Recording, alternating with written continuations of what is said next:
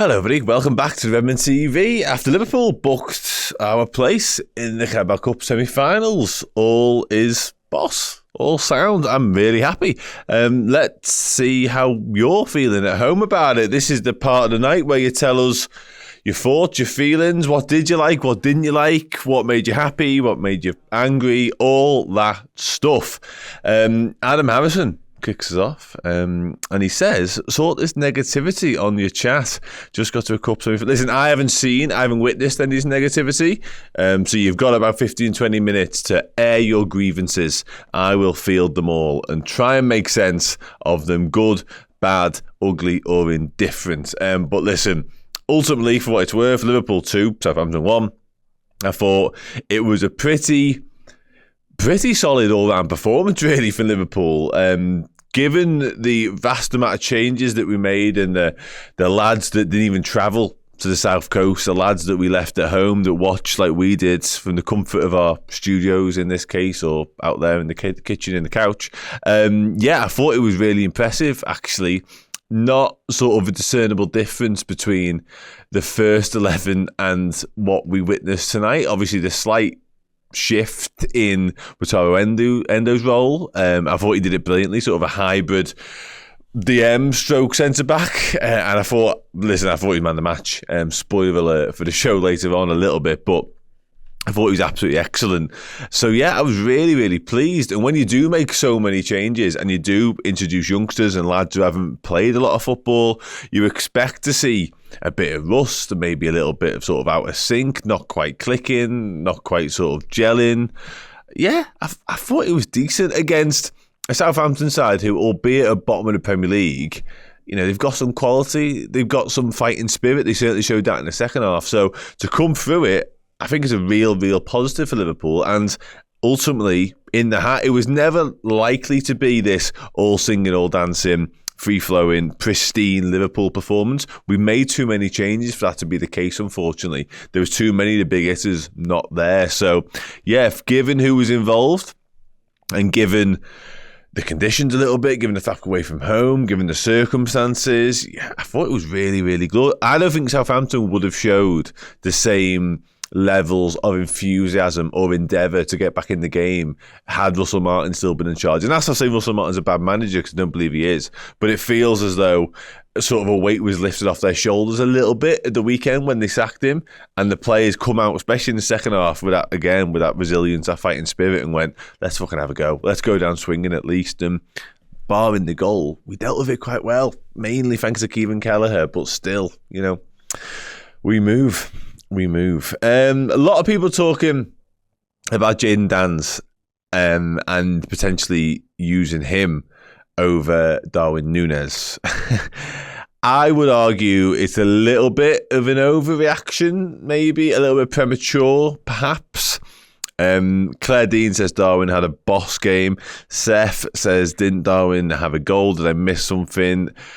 Yeah, it's Charlie. I'm fully with you. I'm fully on board with this. By the way, Darwin was decent, wasn't he? Listen, I'd be lying if I sat here and sort of said we are now sort of fixed or free of any Darwin problems or any Darwin questions, or whether we should no longer have reservations about Darwin Núñez on number 9. That'd be just utter nonsense. A goal against Southampton in the Carabao Cup quarter-final. As much as I was an advocate for Darwin being a key contributing factor as to why we were going to win this game, the goal and the manner that it came about, he has to score that ultimately, and he does, so fine.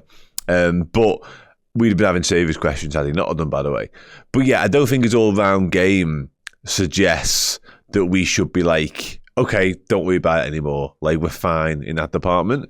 However, having said all of that, I don't think, you know, Jayden Danns' 10-minute cameo, whatever it was at the end of that game, but as much as I'm a Jayden Danns fan, by the way, I don't think that is enough of a sample size to go, well, he's clearly the answer over Darwin Núñez either. You know what I mean? I still think there's huge questions to be answered when it comes to the centre forward long term. I've said this numerous times now on numerous shows. I don't think Liverpool will do anything dramatic when it comes to that position this season. I think we'll have to grin and bear it sometimes, maybe, when it comes to Núñez's frustrations, Diogo Jota's injuries a little bit, and his fitness, and ultimately the development of Jadon Danns. Because if anyone could genuinely sit there and tell me or say out loud that Jadon Danns from here on out is going to be perfect and he's perfectly ready in terms of his development to be Liverpool centre forward, then good on you. But I certainly can't do that. So, yeah, I'll check this. I haven't seen it, mate, but I will check. I'll just dive into that particular segment and we'll go from there. There we go. Do you know why it's Elliott and Endo on shirt? I don't know what that means. Do you know why it's Elliott and Endo on shirt? Explain that to me better. Yeah, I'm sorry, I don't understand. Craig said, I don't know if this one got read out in the previous bit, but I'll do it now anyway. Freddy with a filthy touch and Megs look class. Yeah, that touch and the Megs by the touchline was definitely a moment of the quality, and it was showing us what he has at his disposal. But look class. Yeah, he looked a little bit rusty to me, which is to be expected, I guess, given the lack of footy that he's played. He did show us sort of what he is capable of when he had both efforts quite well blocked, actually. One of them certainly looked goal-bound, the first one, actually, and then the next one was deflected over. I don't know why he looked to square what looked like a pretty gilt-edged opportunity. I don't know whether it was sort of a mis-hit shot that he just dragged horribly wide, or whether he was actually looking to find, I think it's Harvey Elliott arriving at the back post. But, yeah, it was an interesting cameo from Chiesa. Again, 2 or 3 moments of quality, as I've alluded to there, but also I think there's a moment where he looks up and he thinks he's got loads of time. You're not afforded that time in England, like in the Premier League, which ultimately this kind of was tonight. So yeah, he's, again, moments, definitely glimpses of what he could bring to the table, but he doesn't look up to speed, which I guess, again, is understandable. But nice to see him play. Ultimately, nice to see him play. Edwin Gonzalez says, Jesus, we aren't going to get a new striker in January. Núñez stays healthy. Can we stop crying about him out and worry about selling him? I'd park the worrying about selling him in the summer. I think I agree with the first sentiment in that we just need to get behind him and back him to the hilt, which we do, to be fair, as a fan base collectively. Like, we always sing his name. We always, anything he does basically gets a huge round of his surname chanted around Anfield. So, yeah, I don't think there's any questions that Liverpool will continue to back him. We just need to keep doing so, because ultimately, I think we're going to see a lot more of Darwin Núñez playing the centre forward for Liverpool between now and the end of the season. And I just need to do one quick bit of admin before we dive into some more chat, if you don't mind. I'll get it out of the way now. Anyone who is au fait with what we do here at Redmen TV, know we do this, and there's also the website and subscribers. Our legend subscribers are in a monthly draw for an Advent prize. Every single day this month we're giving away something. Today it is a copy of Stanley Park, the story by Jeff Golding, and I'm gonna spin the wheel right now, and whatever's name this lands on is our winner today. So congratulations to congratulations to Paul Stockel. I will be boxing that book for you in the not too distant future, my friend. Well done. Sound. Now back into the chat. What are we saying? What are we talking about it? Oh, I see what you're getting at now earlier on. I have no idea why that's the case. Like, that is semantics. I honestly have no clue. It's an interesting, so it's an interesting sort of footnote, I guess. And somebody will have the answer to that, but I'm afraid I'm not that guy. I'm not. Maybe it's a preference. Maybe that's what Taro Endo wants. I don't know. I guess in terms of like originality, it keeps him a bit original. And just on Endo, but I thought it was brilliant tonight. Absolutely brilliant. We'll do more of the player ratings and stuff like that, and sort of the performers along the way in the next show, because that's literally what it's designed for. But yeah, while I'm on the subject, I thought he was exceptional. Took the captain's armband as well in the second half when Trent went off. Yeah, really, really pleased for him. Really, really pleased. Because I haven't been, what's the phrase? I've not been sort of disheartened or disappointed by the lack of footy that he's played, because we've been winning games of football, and Ryan Gravenberch have been doing such a good job in there. There's been no sort of outcry for Wataru Endo to play games, but I do really like him, and he showed tonight what ability he's got, but also he showed sort of his professionalism this season in particular. Every time he's spoken, because he's been asked about it a few times, certainly when he's been away on international duty, and he just says all the right things in terms of like, no, I'm going to stay, I'm going to fight for my place. Whenever I'm called upon, I'll give my best. I've been really, really, really pleased with how he's handled this whole situation. Didn't expect anything else because he's been around the game for so long now that he was never likely to sort of kick up a fuss and kick his, throw his toys out the pram and all that sort of stuff. But yeah, I was really pleased for him to get his performance tonight and play the way he did. And Claire, spot on. He was probably... Harvey Elliott got man of the match on the telly, and obviously Núñez scores the goal. Elliott gets his goal too. But Tyler Morton is probably my second favourite performer from that. And they fall under a similar bracket, really, Endo and Morton, albeit at different sort of spectrums and ends to their career in many senses.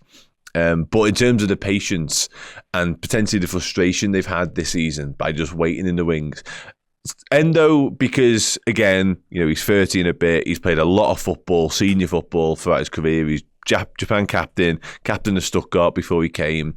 He will want to be a leading role, a leading character in a football team somewhere, certain of it. He isn't that now at Liverpool. Has it mattered? No. He's just gone about his business. Brilliant when called upon.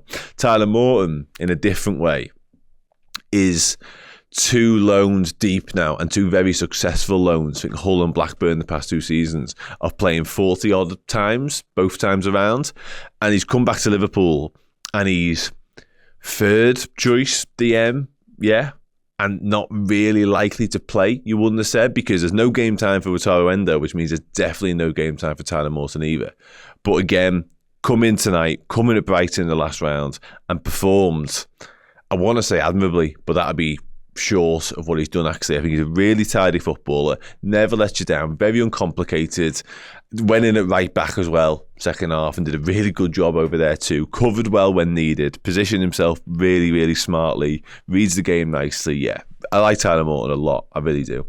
So yeah, you might have realised that by what I just said. And Devanis, I am good, mate, I'm good. Rachel Todd agrees with me, my Tyler Morton loving. For what it's worth, I actually think Tyler Morton's performance, I've held this sort of belief for a little while now. It might have been a bit of an audition maybe for a move in January, if I'm being really honest, because I do think there is a world when he does move on, mainly probably on loan, I would have said, but I do think there will be suitors out there for Tyler. I'd like to see Liverpool do a bit of business in that position and free up Tyler Morton to move on. Greg Hudson with a super chat. I just hope that the kids' performance tonight gives Arne the confidence to use younger lads more often. It was great to see Jurgen trust them last season in big games, and hope Arne follows suit. Yeah, I'm with you. I guess it was a little bit needs must from Jurgen Klopp when he did call upon the kids. There was injuries and fitness issues that made that almost, a necessity, if you like. But still, he did it, and the trust point is an absolutely salient one because he put full trust and full sort of respect into their abilities, and he actually give them the platform to go and thrive because there was no pressure, there was no sort of expectancy on them, it felt like. But I do think with Arne Slot, I think he's actually got a really sort of good proven track record of using youngsters, certainly a Feyenoord. I've spoken about this a few times to a few different people. So I don't think there's any sort of reluctance to call upon the academy and to use the best of the best when it comes to the young lads. I just think it's been a case of the senior lads have remained relatively fit. The schedule hasn't been particularly taxing. The Merseyside derby being postponed helped that somewhat. It eased some of that fixture congestion. But also, he come in and he obviously inherited a squad. He had to find out a lot about that squad in a short space of time. And he's gone with who he trusts and who he knows and who he's really seen up close and personal.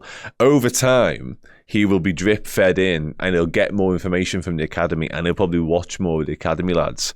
And over time, he'll probably look at Trey Naoni, Jayden Dan's now he's back fit, others, and go, okay, I know you can come in and do a job for me. So I can foresee a world wherein over the next 6 months or whatever, and especially next season when he's got a full picture of what his entire squad looks like, where we will see more of the kids. That's my hope anyway, because again, we've witnessed this tonight. Trainee was brilliant, nearly got 90 minutes, brilliant.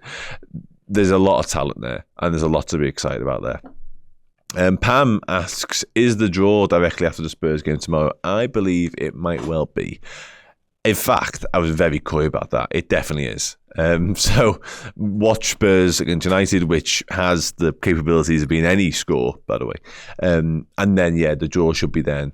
And so far, it's us, Newcastle and Arsenal in the hat. Let me know who you fancy out of them, by the way. Who do you want out of all the remaining teams, including Spurs and United, obviously? How would you like this to pan out, is what I'm trying to ask. I would probably opt for Newcastle in the semis, I'd say. And then probably if Spurs could do a job on United and Arsenal, that'd probably be the ideal scenario, I think. Newcastle and Spurs in the final, perhaps. Sarah Bockett is a first teamer. She just joined. Welcome. Congratulations. Good decision. Very pleased. Adam Harrison says Spurs, I don't want United at any point, I'll be honest. A lot of people, Spurs are a dangerous side, don't get me wrong, but the anxiety and the issues, it was the same in the FA Cup game last year when we played them, and we got beat by them obviously late on. Just the pressure, the added pressure that comes with playing United. That's not for me, that, Clive, I'll be honest. Newcastle away is horrible, but we also play them at Anfield as well. So, and we've got a pretty decent record up at St James's Park. I know we drew there the other week, but generally speaking, we tend to do okay up there, although it is a tricky fixture. I tend to agree with you. So, yeah. Merck Hare says, Endo was massive tonight. I'm glad for him. Samurai capped him. Nick T, no, I think avoiding Arsenal at all costs is probably the answer, regardless of whichever way you shake up the others. But yeah, James Lim says United in the semis and then Arsenal in the final. Are you mentally ill? Are you sick in the head? Oh, God. Rachel Todd, I'm going to the Spurs game on Sunday. Enjoy that. The semi-final is 2 legs. 5th of January, 7th of February, I think. Don't hold me to that, Claire, but I'm pretty certain that is the case. Matt Banner says we need to sign Isak for Newcastle and no issues. No, that's absolutely right. Weaken the opposition. That's not going to happen. As good as Isak is, Liverpool will be signing him. Lots of reasons. The money, probably, but also the fact that the injuries are a problem for me with Isak. If you could guarantee him he stays fit forever, then yeah, I don't really care about the money at that point. But Adam, exactly this, really, mate. As good as he is, once again. You people, there's something wrong with some of you people, you know. Devanis wants United in the final. God. James Lim says it would be good to stop Arsenal from winning something else by beating it. Yeah, I'm with you. But you really need the stress of that game. Plus, let's be honest, Arsenal are the best of the rest when it comes to this competition right now. As much as they're not pulling up trees, really, in terms of their form. And they were wobbling a bit tonight. Obviously, they only just about scrape over the line, really. Gabriel Jesus as well, by the way. Who saw that coming? But yeah, you don't want Arsenal. You don't want anything to do with Arsenal, I'm sorry. Tomorrow night, mate, is the draw. Tomorrow night. Newcastle, Liverpool. Yeah, that is, yeah, I get that. Listen, whichever way that falls, I guess if Spurs beat United, we play Spurs maybe in the semi, and then yeah, Newcastle beat Arsenal. That'd be fine. I could live in that. I could live in that scenario. You'll be glad to hear. Right, I'm going to dive onto the Twitter chat right now to see what people over there are saying, and then we'll finish off here. Then I'm going to do the player rankings, and then we can all go home and enjoy the rest of our evenings. Let me just get the post. There it is. I found it. Say enjoy the rest of our evenings. It's definitely bedtime. Craig Everington says 45 for Chiesa. He looked on it, didn't he? The differences in opinions on Chiesa's 45-minute cameo today are never been more disparate. Like, they are wild. Different ends of the spectrum entirely. Fascinating. He then goes on to say, no injuries and some minutes for the squad. All round, you've got to be happy. Yeah, I like that. I like that no injuries point. But I also like the some minutes. And I do think that was, we touched on it earlier on, before the game kicked off. There was a genuine opportunity tonight to sort of have the perfect night.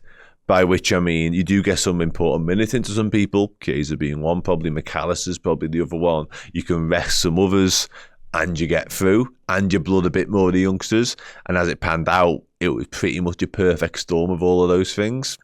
So yeah, happy. Dean Foley says, Quanta is very lucky there was no VAR there. That said, I'm happy for Elliott and Morton tonight. Both brilliant. I do quite like Chiesa too. On to Spurs. Can't afford to drop points there. No, absolutely cannot. Phil Kennedy, if I'm honest, I'd still rather be out of the competition. No pleasing some people. It's okay as long as they continue playing this team or similar for the remains of it. We just need to concentrate on the league and the CL. I think it will be something like this team. I think, off the top of my head, I imagine it was like 7 or 8 changes from the weekend tonight. Maybe even pushing towards 9. Somebody might know the facts of that in the chat. If you do, let me know. But yeah, I don't think it'll quite be as dramatic as that moving forwards. But maybe sort of like 5, 6 for the semis potentially, which I think's fine. And it might depend on the draw, to be honest, because we get Arsenal tomorrow night in a Carabao Cup semi-final doubleheader.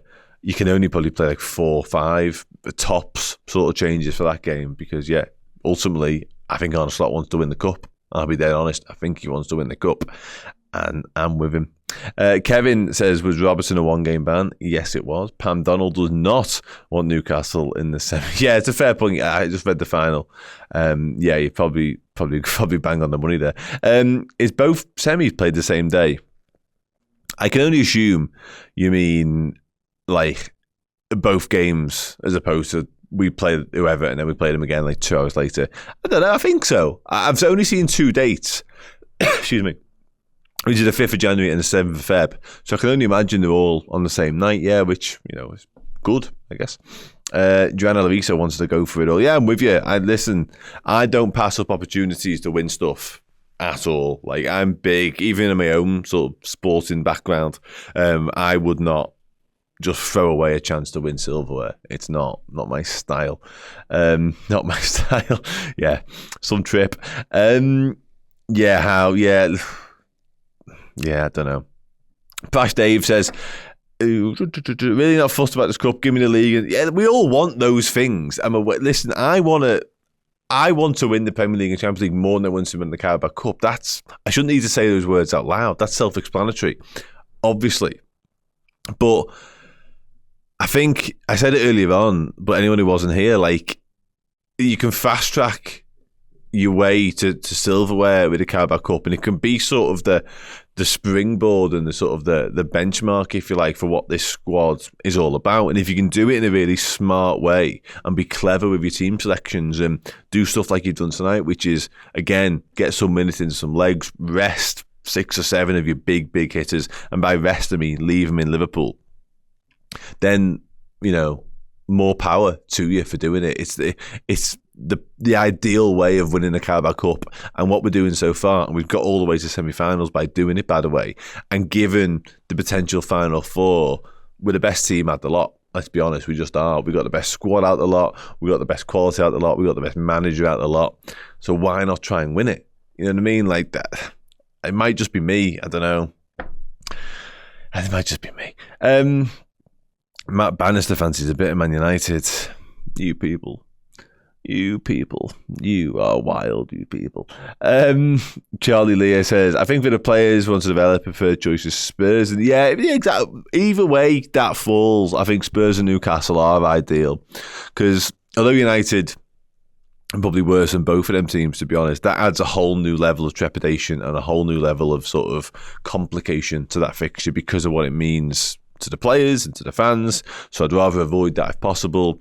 Arsenal are very good despite their, you know, failings in recent weeks, so you don't want that, and that just adds a whole new level of sort of the strength of squad you've got to go with, I would suggest. You could probably rest 1 or 2 more players if it was Spurs and Newcastle. If it's Arsenal, that said, the desire of Spurs and Newcastle to win a trophy is probably heightened compared to Arsenal, because they'll have their minds and potentially their hearts set on Premier League or Champions League glory, as stupid as that may seem, or as far-fetched as that may seem.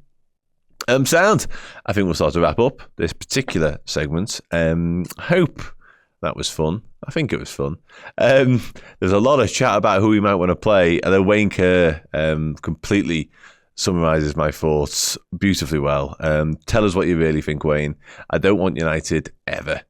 I agree wholeheartedly with that. As much as I get insane amounts of joy from beating them, and can you imagine me after the 7-0?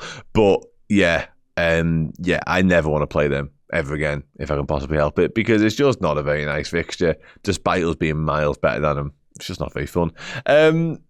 Sound. Jerome, I've given him his flowers. I'll continue to do so in a minute. And we back stood at the board. Yeah, I grew up in the 90s, mate, and it was properly bleak.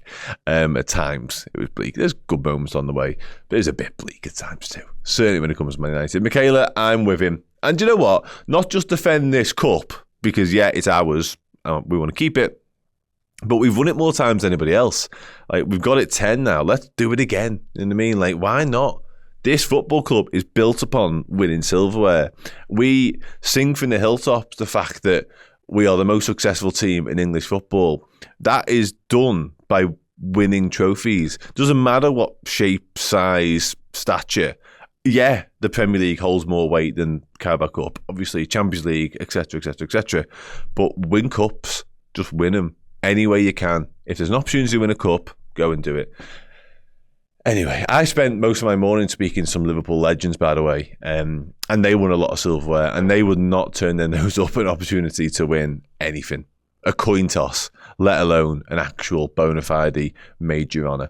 Anyway, that'll do for me. That's this part of the night done. I say it every single time I sit here, but I'm going to hammer it home once again. The next bit of the night needs you more than ever. I need you anyway. I just need you. But the next bit of the night, when we rank the players from boss sound to your message, it's absolutely imperative that you join me. Otherwise, I'll look even more ridiculous than I do normally. So come and join me for that. I've got a membership before I leave. Driving back, let's win another trophy. Love from Greg, Ben and Reese. Thank you very much. Oh, it's Luke. Didn't even see who it was. How are we, lad? You okay? I'll see you very soon, I'm sure. Nice one. Come and join me for the next bit. You as well, Luke. I'll see you there.